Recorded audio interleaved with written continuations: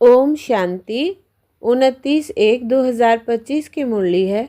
मुख्य रूप से बाबा ने कहा, देवी देवता धर्म ही बहुत सुख देने वाला है, वहाँ दुख का नाम निशान नहीं। तुम बच्चे 3/4 सुख पाते हो। अगर आधा सुख आधा दुख हो तो मज़ा ही ना आए। फिर कहा, बाप समान प्यार का सागर बनना है, कभी किसी को दुख नहीं देना है, कड़वे बोल नहीं बोलने हैं, गंदी आदतें मिटा देनी है। बाबा से मीठी मीठी बातें करते इसी फीलिंग में रहना है कि अहो बाबा, आपने हमें क्या से क्या बना दिया, आपने हमें कितना सुख दिया है। बाबा, आप खीर सागर में ले चलते हो, सारा दिन बाबा बाबा याद रहे। अब सुनते हैं महावाक्यों को विस्तार से। बाबा ने कहा, मीठे बच्चे, तुम्हें अपने योग बल से ही विकर्म विनाश कर पावन दुनिया बनानी है। यही तुम्हारी सेवा है।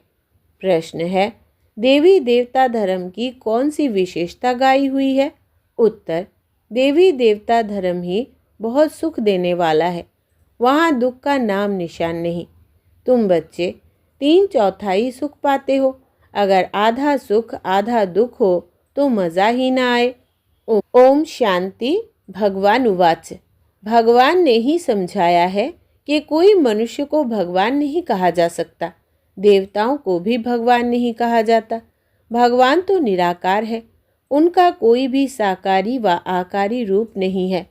सूक्ष्म वतनवासियों का भी सूक्ष्म आकार है, इसलिए उसको कहा जाता है सूक्ष्म वतन। यहाँ साकारी मनुष्य तन है, इसलिए इसको स्थूल वतन कहा जाता है। सूक्ष्म वतन में यह स्थूल 5 तत्वों का शरीर होता नहीं। यह 5 तत्वों का मनुष्य शरीर बना हुआ है। इनको कहते हैं मिट्टी का पुतला। सूक्ष्म वतन वासियों को मिट्टी का पुतला नहीं कहेंगे। डीटी अर्थात देवता धर्म वाले भी है मनुष्य, परंतु उनको कहेंगे दैवी गुण वाले मनुष्य। यह दैवी गुण प्राप्त किए हैं शिव बाबा से। दैवी गुण वाले मनुष्य और आसुरी गुण वाले मनुष्यों में कितना फर्क है।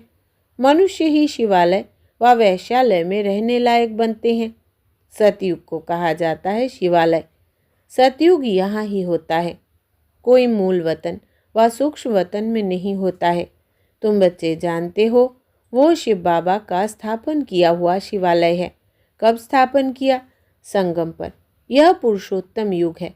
अभी यह दुनिया है पतित तमो प्रधान। इसको सतो प्रधान नई दुनिया नहीं कहेंगे। नई दुनिया को सतो प्रधान कहा जाता है। वही फिर जब पुरानी बनती है तो उसको तमो प्रधान कहा जाता है। फिर सतो प्रधान कैसे बनती है? तुम बच्चों के योग बल से। योग बल से ही तुम्हारे विकर्म विनाश होते हैं और तुम पवित्र बन जाते हो। पवित्र के लिए तो फिर ज़रूर पवित्र दुनिया चाहिए। नई दुनिया को पवित्र, पुरानी दुनिया को अपवित्र कहा जाता है। पवित्र दुनिया बाप स्थापन करते हैं, पतित दुनिया रावण स्थापन करते हैं। यह बातें कोई मनुष्य नहीं जानते। यह 5 विकार ना हो तो मनुष्य दुखी होकर बाप को याद क्यों करे? बाप कहते हैं, मैं हूँ ही दुख हरता सुख करता। रावण का 5 विकारों का पुतला बना दिया है, 10 शीश का। उस रावण को दुश्मन समझकर जलाते हैं। सो भी ऐसे नहीं कि द्वापर आदि से ही जलाना शुरू करते हैं। नहीं, जब तमो प्रधान बनते हैं तब कोई मत मतांतर वाले बैठ यह नई बातें निकालते हैं। जब कोई बहुत दुख देते हैं तब उनका एफिजी अर्थात पुतला बनाते हैं।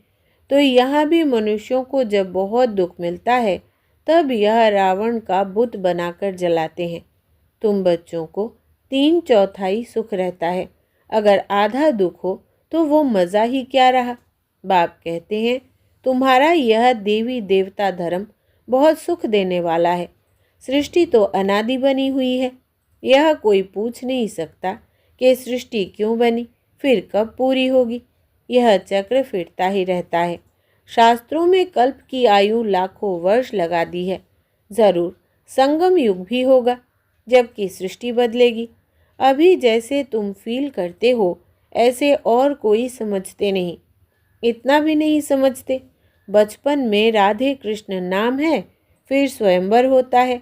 दोनों अलग अलग राजधानी के हैं, फिर उनका स्वयंवर होता है तो लक्ष्मी नारायण बनते हैं। यह सब बातें बाप समझाते हैं। बाप ही नॉलेजफुल है, ऐसे नहीं कि वो जानी जाननहार है। अब तुम बच्चे समझते हो, बाप तो आकर नॉलेज देते हैं। नॉलेज पाठशाला में मिलती है। पाठशाला में एम ऑब्जेक्ट तो ज़रूर होनी चाहिए। अभी तुम पढ़ रहे हो। छी दुनिया में राज्य नहीं कर सकते, राज्य करेंगे गुलगुल दुनिया में। राजयोग कोई सतयुग में थोड़ी सिखलाएंगे। संगम युग पर ही बाप राजयोग सिखलाते हैं। यह बेहद की बात है। बाप कब आते हैं किसको भी पता नहीं, घोर अंधियारे में है। ज्ञान सूर्य नाम से जापान में वो लोग अपने को सूर्यवंशी कहलाते हैं। वास्तव में सूर्यवंशी तो देवताएं ठहरे। सूर्यवंशियों का राज्य सतयुग में ही था। गाया भी जाता है ज्ञान सूर्य प्रगटा, तो भक्ति मार्ग का अंधियारा विनाश। नई दुनिया सो पुरानी, पुरानी दुनिया सो फिर नई होती है। यह बेहद का बड़ा घर है। कितना बड़ा मांडवा है। सूर्य चांद सितारे कितना काम देते हैं। रात्रि को बहुत काम चलता है। ऐसे भी कई राजा लोग हैं जो दिन को सो जाते, रात को अपनी सभा आदि लगाते हैं, खरीदारी करते हैं। यह अभी तक भी कहाँ कहाँ चलता है। मिल्स आदि भी रात को चलती है। यह है हद के दिन रात, वो है बेहद की बात। यह बातें सिवाय तुम्हारे और किसी की बुद्धि में नहीं है। शिव बाबा को भी जानते नहीं। बाप हर बात समझाते रहते हैं। ब्रह्मा के लिए भी समझाया है। प्रजापिता ब्रह्मा है। बाप जब सृष्टि रचते हैं तो ज़रूर किसमें प्रवेश करेंगे। पावन मनुष्य तो होते ही सतयुग में है। कलयुग में तो सब विकार से पैदा होते हैं, इसलिए पतित कहा जाता है। मनुष्य कहते हैं विकार बगैर सृष्टि कैसे चलेगी। अरे देवताओं को तुम कहते हो संपूर्ण निर्विकारी। कितनी शुद्धता से उन्हों के मंदिर बनाते हैं। ब्राह्मण बगैर कोई को अंदर अलाउ नहीं करेंगे। वास्तव में इन देवताओं को भिखारी कोई टच कर नहीं सकता, परंतु आजकल तो पैसे से ही सब कुछ होता है। कोई घर में मंदिर आदि रखते हैं तो भी ब्राह्मण को ही बुलाते हैं। अब भिखारी तो वो ब्राह्मण भी है, सिर्फ नाम ब्राह्मण है। यह तो दुनिया ही भिखारी है, तो पूजा भी भिखारियों से होती है। निर्विकारी कहाँ से आए। निर्विकारी होते ही है सतयुग में। ऐसे नहीं कि जो विकार में नहीं जाते उनको निर्विकारी कहेंगे। शरीर तो फिर भी विकार से पैदा हुआ है ना। बाप ने एक ही बात बताई है कि यह सारा रावण राज्य है। राम राज्य में है संपूर्ण निर्विकारी, रावण राज्य में है विकारी। सतयुग में पवित्रता थी तो पीस प्रॉस्पेरिटी थी। तुम दिखला सकते हो सतयुग में इन लक्ष्मी नारायण का राज्य था ना। वहाँ 5 विकार होते नहीं। वो है ही पवित्र राज्य जो भगवान स्थापन करते हैं। भगवान पतित राज्य थोड़ी स्थापन करते हैं। सतयुग में अगर पतित होते तो पुकारते ना। वहाँ तो कोई पुकारते ही नहीं। सुख में कोई याद नहीं करते। परमात्मा की महिमा भी करते हैं। सुख के सागर, पवित्रता के सागर। कहते भी है शांति हो। अब सारी दुनिया में शांति मनुष्य कैसे करेंगे। शांति का राज्य तो एक स्वर्ग में ही था। जब कोई आपस में लड़ते हैं तो सुलह अर्थात शांति कराना होता है। वहाँ तो है ही एक राज्य। बाप कहते हैं इस पुरानी दुनिया को ही अब खत्म होना है। इस महाभारत लड़ाई में सब विनाश होते हैं। विनाश काले विपरीत बुद्धि अक्षर भी लिखा हुआ है। बरोबर। पांडव तो तुम हो ना। तुम हो रूहानी पंडित, सबको मुक्ति धाम का रास्ता बताते हो।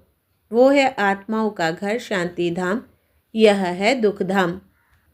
अब बाप कहते हैं इस दुख धाम को देखते हुए भी भूल जाओ। बस अभी तो हमको शांति धाम में जाना है। यह आत्मा कहती है, आत्मा रियलाइज करती है। आत्मा को स्मृति आई है कि मैं आत्मा हूँ।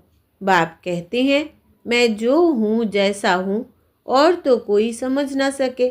तुमको ही समझाया है मैं हिंदू हूँ। तुम्हें यह घड़ी घड़ी बुद्धि में रहना चाहिए कि हमने 84 का चक्र कैसे लगाया है। इसमें बाप भी याद आएगा, घर भी याद आएगा, चक्र भी याद आएगा। इस वर्ल्ड की हिस्ट्री ज्योग्राफी को तुम ही जानते हो। कितने खंड है, कितनी लड़ाई आदि लगी।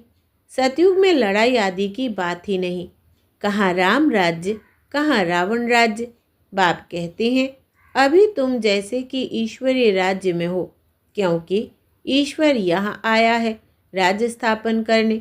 ईश्वर खुद तो राज्य करते नहीं, खुद राजा ही लेते नहीं, निष्काम सेवा करते हैं। ऊंच ते ऊंच भगवान है सब आत्माओं का बाप। बाबा कहने से एकदम खुशी का पारा चढ़ना चाहिए। अतीन्द्रिय सुख तुम्हारी अंतिम अवस्था का गाया हुआ है। जब इम्तिहान के दिन नज़दीक आते हैं उस समय सब साक्षात्कार होते हैं। अतीन्द्रिय सुख भी बच्चों को नंबरवार है। कोई तो बाप की याद में बड़ी खुशी में रहते हैं। तुम बच्चों को सारा दिन यही फीलिंग रहे कि अहो बाबा, आपने हमें क्या से क्या बना दिया, आपसे कितना ना हमें सुख मिलता है।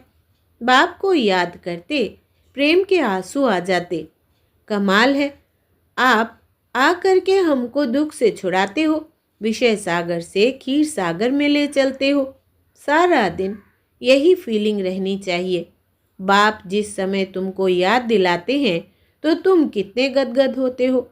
शिव बाबा हमको राजयोग सिखला रहे हैं। बरोबर शिवरात्रि भी मनाई जाती है, परंतु मनुष्यों ने शिव बाबा के बदले श्री कृष्ण का नाम गीता में दे दिया है। यह बड़े ते बड़ी एकज भूल है। नंबर 1 गीता में ही भूल कर दी है। ड्रामा ही ऐसा बना हुआ है। बाप आकर यह भूल बताते हैं कि पतित पावन मैं हूँ वह श्री कृष्ण। तुमको मैंने राजयोग सिखलाए, मनुष्य से देवता बनाया। गायन भी मेरा है ना। अकाल मूर्त अजोनी श्री कृष्ण की यह महिमा थोड़ी कर सकते। वो तो पुनर्जन्म में आने वाला है। तुम बच्चों में भी नंबरवार है जिनकी बुद्धि में यह सब बातें रहती है। ज्ञान के साथ चलन भी अच्छी चाहिए।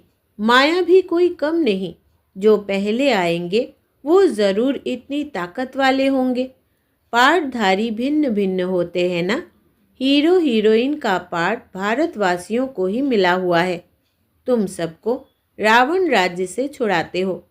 श्रीमत पर तुमको कितना बल मिलता है।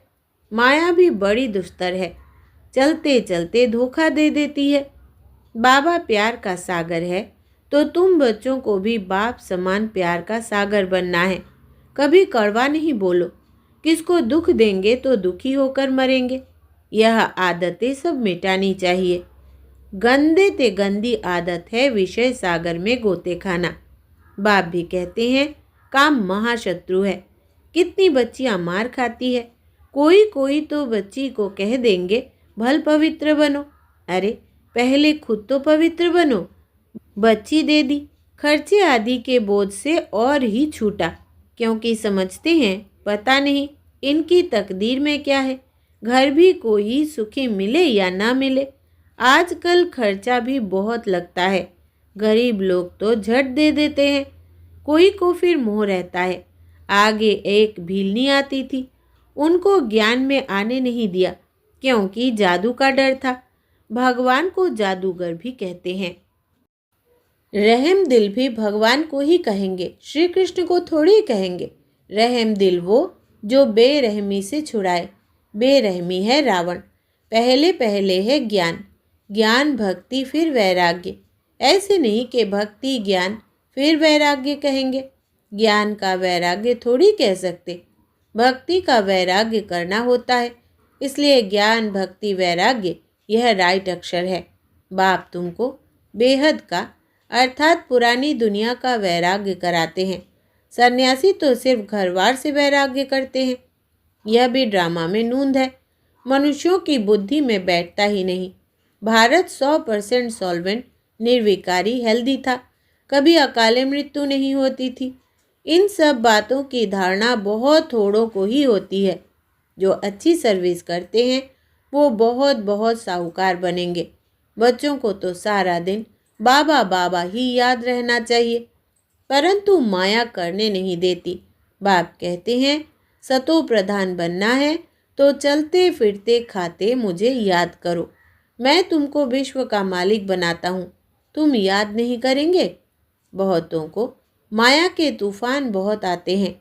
बाप समझाते हैं यह तो होगा, ड्रामा में नूंद है, स्वर्ग की स्थापना तो होनी ही है। सदैव नई दुनिया तो रह नहीं सकती। चक्र फिरेगा तो नीचे ज़रूर उतरेंगे। हर चीज़ नई से फिर पुरानी ज़रूर होती है। इस समय माया ने सबको अप्रैल फूल बनाया है। बाप आकर गुलगुल बनाते हैं। अच्छा, मीठे मीठे सिकिलदे बच्चों प्रति माता पिता बाप दादा का याद प्यार और गुड मॉर्निंग। रूहानी बाप की रूहानी बच्चों को नमस्ते। हम रूहानी बच्चों की रूहानी बाप दादा को याद प्यार, गुड मॉर्निंग और नमस्ते बाबा नमस्ते। धारणा के लिए मुख्य सार। पहला, बाप समान प्यार का सागर बनना है। कभी किसी को दुख नहीं देना है। कड़वे बोल नहीं बोलने हैं। गंदी आदतें मिटा देनी है। दूसरा, बाबा से मीठी मीठी बातें करते इसी फीलिंग में रहना है कि अहो बाबा, आपने हमें क्या से क्या बना दिया, आपने हमें कितना सुख दिया है। बाबा, आप खीर सागर में ले चलते हो। सारा दिन बाबा बाबा याद रहे। वरदान है सर्व संबंध और सर्व गुणों की अनुभूति में संपन्न बनने वाले संपूर्ण मूर्त भव। विस्तार है संगम युग पर विशेष सर्व प्राप्तियों में स्वयं को संपन्न बनाना है। इसलिए सर्व खजाने, सर्व संबंध, सर्व गुण और कर्तव्य को सामने रख चेक करो कि सर्व बातों में अनुभवी बने हैं। यदि किसी भी बात के अनुभव की कमी है तो उसमें स्वयं को संपन्न बनाओ। एक भी संबंध व गुण की कमी है तो संपूर्ण स्टेज व संपूर्ण मूर्त नहीं कहला सकते। इसलिए बाप के गुणों व अपने आदि स्वरूप के गुणों का अनुभव करो, तब संपूर्ण मूर्त बनेंगे। स्लोगन है जोश में आना भी मन का रोना है। अब रोने का फाइल खत्म करो। जोश में आना भी मन का रोना है, अब रोने का फाइल खत्म करो। अच्छा, अपनी शक्तिशाली मनसा द्वारा सकाश देने की सेवा करो। मनसा सेवा करने के लिए सर्व शक्तियों को अपने जीवन का अंग बना लो। ऐसे बाप समान परफेक्ट बनो जो अंदर कोई डिफेक्ट ना हो। तब श्रेष्ठ संकल्पों की एकाग्रता द्वारा अर्थात मनसा द्वारा स्वतः सकाश फैलेगी। अच्छा, ओम शांति।